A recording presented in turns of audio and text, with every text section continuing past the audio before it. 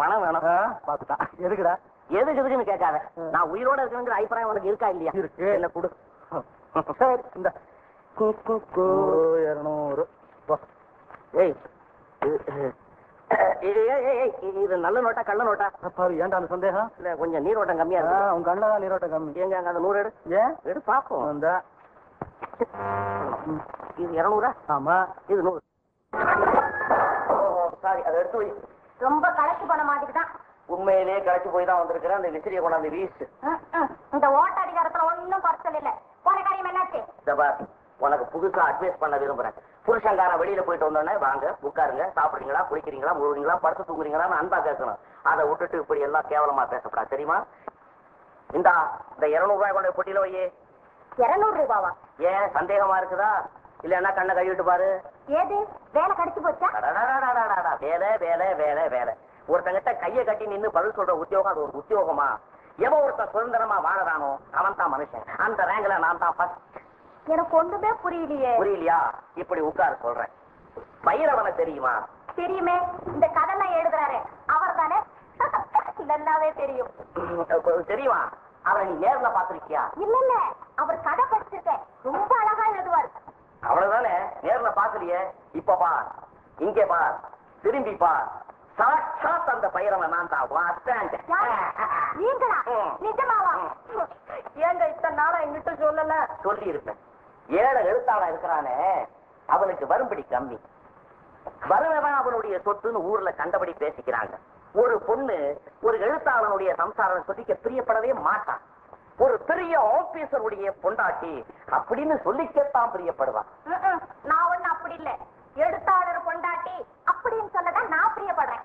ஐயோ, இத நீ ஆரம்பத்திலேயே சொல்லி இருந்தீங்கன்னா ஒரு நாளைக்கு 24 டைம்ஸ் சொல்லிக்கிட்டே இருப்பேனே. இப்ப எப்படி சொன்னீங்களா? அதுக்கு காரணம் இருக்கு, கவனமாக.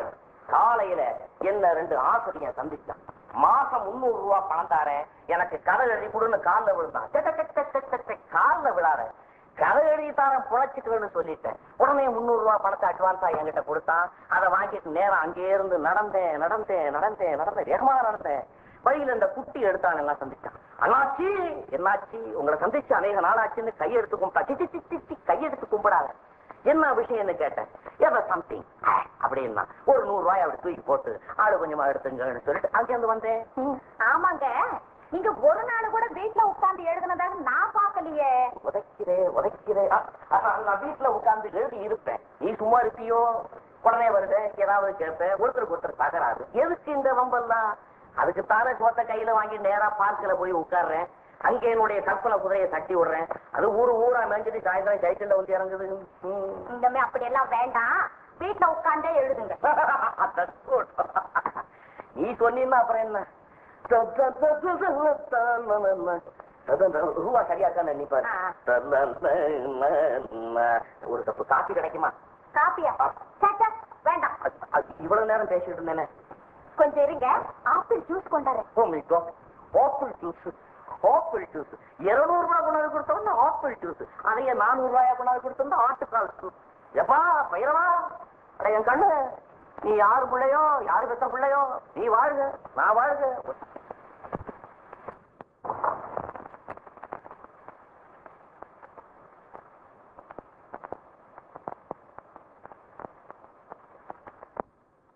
வணக்கம் வணக்கம்.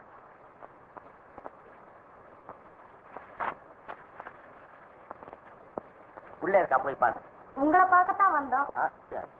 என்ன பார்க்கவா? ஆமா, உங்க கதைனா எங்களுக்கு ரொம்ப பிடிக்கும். ஓ, அந்த கதை ஆரம்பமா? சரி உட்காருங்க உட்காரு. காபி எப்படி சாப்பிடுறீங்களா? என்னத்துக்கு வீட்டுல சாப்பிட்டு வந்துருப்பீங்க. ஆமா, நான் கதை எழுதுறதா யார் சொன்னா உங்ககிட்ட? உங்க மிஸ்ஸஸ் மாலினி தான் சொன்னா. அவ எங்களோட ஃப்ரெண்டு. நீங்க தான் பைரவங்கிறது அவளுக்கு இப்பதான் தெரியுமாமே. ஆமா, ஏன் சார் உங்க மனைவி கிட்ட கூட இவ்வளவு நாளா சொல்லாம இருந்தீங்க? அம்மா, எனக்கு விளம்பரம்னா பிடிக்காது. பெண்கள் இடத்துல ஒரு சமாச்சாரத்தை சொன்னா அவங்க மனசுலயும் வச்சுக்க மாட்டாங்க. இந்த பாருங்களேன், நேற்று சாயந்தரம் சொன்னேன், இன்னைக்கு ஒரு பட்டாளமே திரண்டு வந்துட்டீங்களே. அரே, வாங்க வாங்க வாங்க. இப்பதான் வந்தீங்களா? இந்தாங்க ஆப்பிள் ஜூஸ். தேங்க்ஸ். அவங்க எல்லாம் வரலையா? இதான் யாரு வரணும்? இன்னும் சில ஃப்ரெண்ட்ஸ் உங்களை பார்க்கணும்னு சொன்னாங்க. சரிதான். என் புருஷன் தான் பைரவன்னு ஊர் ஊரா தண்டோரா போட்டிருக்க போல இருக்க. பெரிய எழுத்தாளர் மனைவிக்கு பெருமையா சொல்லிக்கணும்னு ஆசை இருக்காதுங்களா? இருக்கு இருக்கு. இவ பேர் கமலா. வணக்கம். அவ பேர் வசந்தா. வணக்கம். அவ பேர் லல்லி. வணக்கம். அவ யார் தெரியுமோ? வணக்கம். நான் இப்பதானே பாக்குறேன். பேர் எப்படி தெரியும்? பேர் கனகவரி. ராட்சசம் பொண்டாட்டி. ஓஹோ, இருக்கு. வணக்கம். அட நிறுத்தமா, ராட்சசம் பொண்டாட்டியா? அதாங்க, இந்த ராட்சசர்னு ஒரு எழுத்தாளர் இல்ல? ஓஹோ, ராட்சச எழுத்தாளர். எனக்கு நல்லா தெரியும். உங்களை பத்தி கூட அவர் அடிக்கடி சொல்லுவார். அப்படியா? சொல்லிருப்பார். ஏன்னா அவரு நானும் ரொம்ப சிநேகிதம். அடிக்கடி நேர்ல சந்திக்கலைன்னாலும் கனவுல வந்து படா சொல்ல கொடுப்பாரு. ஆனா நல்ல மனுஷன். ஏன் சார், உங்களுக்கு சோக கதை எழுத தெரியுமா, ஹாஸ்ய கதை எழுத தெரியுமா? அது கல்யாணத்துக்கு முன்னால ஆட்சி கதை எழுதிக்கிட்டு இருந்தேன். கல்யாணம் ஆனதுல இருந்து ஒரே சோகம். ஏன் சார், போராட்டம்னு ஒரு கதை எழுதினீங்களா, ஞாபகம் இருக்குதா? ஆமாமா எழுதுனேன். அது பெரிய போராட்டமாச்சே. அதுல கதானா ஏன் சார் கடைசியில் தற்கொலை பண்ணிக்கிற? கடைசியில தானே தற்கொலை பண்ணிக்கிட்டான். ஆளை விடுங்க, என்ன செய்யறது, அவன் தலை எழுத்து அப்படி செத்தான். என்னங்க, கதம்ப மாலைங்கிற பத்திரிகையில ஒரு நாவல் பரிசு போட்டி வச்சிருக்காங்களே, அதுல நீங்க கலந்துக்க போறீங்களா? இதுவரையிலும் கலந்துக்கிறதா யோசனை இல்ல. இதுவரையும் கலந்துக்கிறத பத்தி ஆட்சேபனை இல்ல. நான் கலந்துகிட்டா ஏகப்பட்ட எழுத்தாளர்கள் ஏமாந்துருவான். முதல் பரிசு 10,000 ரூபாய் சார். எழுத்தாளர்களுக்கு தானே? 10,000? என்னங்க, கண்டிப்பா நீங்க போட்டியில கலந்துக்குங்க. நீங்க கலந்துகிட்டா கண்டிப்பா முதல் பரிசு உங்களுக்கு தான். அப்படியா? நீங்க ரொம்ப ஈஸியா சொல்லிட்டீங்க. சரி, இன்னைக்கே சிந்தனையை ஸ்டார்ட் பண்ணி விடுறேன். ஆமாங்க, நாங்களும் உங்களை டிஸ்டர்ப் பண்ண விரும்பல.